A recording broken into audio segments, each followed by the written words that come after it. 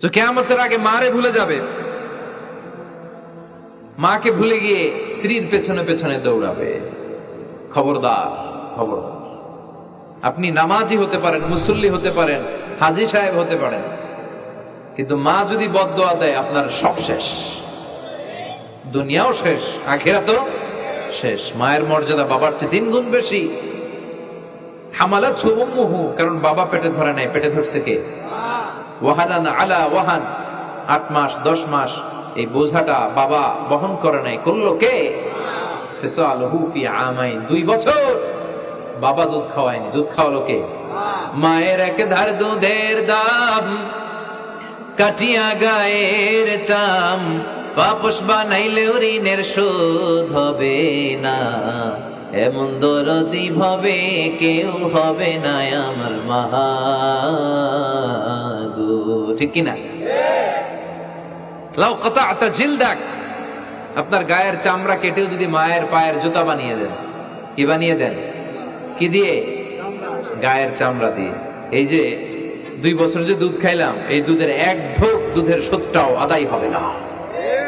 এজন্য খবরদার, মাকে যেন আমরা ভুলে না যাই। মা দোয়া করতে দেরি, ওই দোয়া কবুল হতে।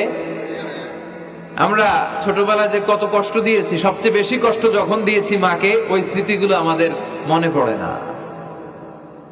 আপনার বয়স যখন 1 বছর, আপনি স্মৃতি হাতরে এত দূর যেতে পারবেন? 1 বছর বয়সে কি কি কষ্ট দিয়েছিলেন মনে আছে?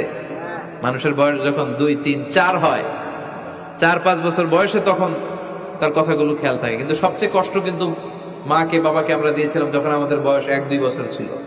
আর মায়ের পেটের ভেতরে যখন ছিলাম তখনও কষ্ট দিছি কি দেই নাই? এক একটা লাথি যখন মেরেছি আমার মা বেহুশ হয়ে যেত। আমাকে আপনাকে জন্ম দিতে যে আমার আপনাদের মা কতটা কষ্ট করেছেন খেয়াল করে শুনুন। চিকিৎসা বিজ্ঞানীরা বলে একজন সুস্থ মানুষ 45 ইউনিট পেইন, মানে ব্যথা, একসাথে সহ্য করতে পারে। ব্যথার তীব্রতা, সিভিয়ারনেস যদি এর চেয়ে বেড়ে যায়, হয়তো লোকটা বেহুশ হয়ে যাবে, না হয় মরে যাবে। কিন্তু আমার আর আপনার মা আমাকে আর আপনাকে জন্ম দিতে যে ওই ডেলিভারি যখন দিয়েছিল, 57+, 57 ইউনিটেরও বেশি ব্যথা তিনি সহ্য করেছিলেন। যেটা কোনো অ্যাক্সিডেন্টে আমাদের দেহে প্রত্যেকের 206টা হাড্ডি, কোন সড়ক দুর্ঘটনায় আপনার দেহের 20টা হাড্ডি একসাথে টাস টাস করে ভেঙে গেলে যত ব্যথা, তার চেয়েও বেশি ব্যথা। জন্য খবরদার, খবরদার, মাকে যেন আমরা ভুলে না যাই। মায়ের দোয়া যেন নেই। কখনো যদি মায়ের সাথে বেয়াদবি করে থাকি, আমরা যেন মাফ চেয়ে নিই। রাজি আছি তো যুবকেরা?